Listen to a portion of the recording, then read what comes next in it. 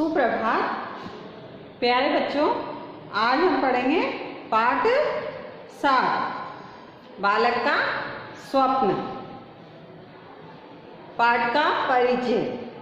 प्रस्तुत पाठ में बताया गया है कि किस प्रकार एक धुन का पक्का छोटा सा लड़का सेठ के यहाँ नौकरी करता है। एक छोटा सा लड़का एक सेठ के यहाँ नौकरी करता है और धुन का पक्का है, मतलब दृढ़ निश्चय वाला है। वहाँ से भी निकाले जाने पर आगे पढ़ाई जारी रखते हुए जमींदार की नौकरी करता है। सेठ के यहाँ से वह नौकरी पे से निकाले जाने के बाद भी वह एक जमींदार के यहाँ नौकरी करता है।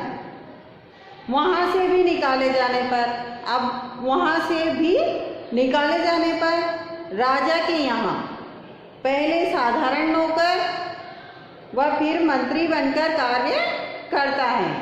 पहले सेठ के यहाँ नौकरी करता है, वहाँ से वह निकाल दिया जाता है।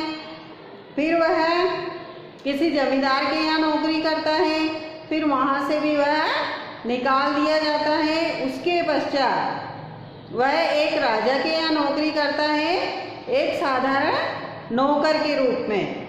उसके बाद फिर वो मंत्री बन जाता है, अर्थात उसको मंत्री का पद दे दिया जाता है।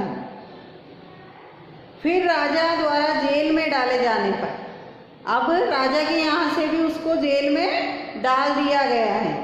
वह दृढ़ निश्चय रखता है, वह परिस्थितियों से गुजरता हुआ ऐसे हालात में भी, ऐसी परिस्थितियों में भी वह क्या करता है, दृढ़ निश्चय रखता है। एक दिन राज्य का राजा बन जाता है। दृढ़ निश्चय रखते हुए वह एक दिन मंत्री से उसी राज्य का राजा बन जाता है। राजा की पुत्री से शादी करता है, अपना सपना उसी रूप में पूरा करता है जो सपना वह देखता था। इस कहानी के माध्यम से यह संदेश दिया गया है कि कड़ी मेहनत, आत्मविश्वास और दृढ़ निश्चय से अपने लक्ष्य को प्राप्त किया जा सकता है।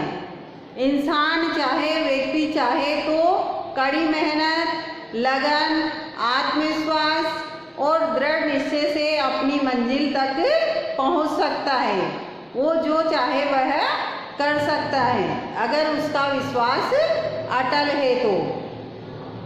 महत्वपूर्ण गद्यांशों पर आधारित यह एक गद्यांश है। किसी सेठ के यहाँ एक लड़का नौकरी करता था। एक लड़का कहाँ नौकरी करता था? किसी सेठ के यहाँ। एक रात्रि स्वप्न में वह चिल्ला उठा। एक रात को जब वह लड़का सो रहा था तो उसको एक सपना आया और सपने में वह जोर से चिल्लाया, अहो मेरा भाग्य। सपने में क्या चिल्लाया वह लड़का? अरे मेरा भाग्य, अहो मेरा भाग्य। सेठ ने यह सुन लिया और बालक को जगाकर पूछा। जैसे ही वह लड़का जोर से चिल्लाया, अहो मेरा भाग्य, सपने में उसने देखा तो सेठ ने सुन लिया उसकी आवाज़ को और सेठ ने आकर के लड़के को जगा करके उससे पूछा, अरे क्यों चिल्ला रहा था? क्या पूछा सेठ ने लड़के से कि क्यों चिल्ला रहा था? वह लड़का कहने लगा, यूं ही कोई खास बात नहीं है। लड़के ने क्या कहा कि मैं तो यूं ही चिल्ला रहा था, कोई खास बात नहीं है। अगले दिन सेठ ने उस लड़के से स्वप्न की बात पुनः पूछी। दूसरा दिन हुआ और सेठ जी ने उस लड़के से स्वप्न की बात दोबारा से पूछी कि रात को तूने स्वप्न में क्या देखा था, मुझे बता।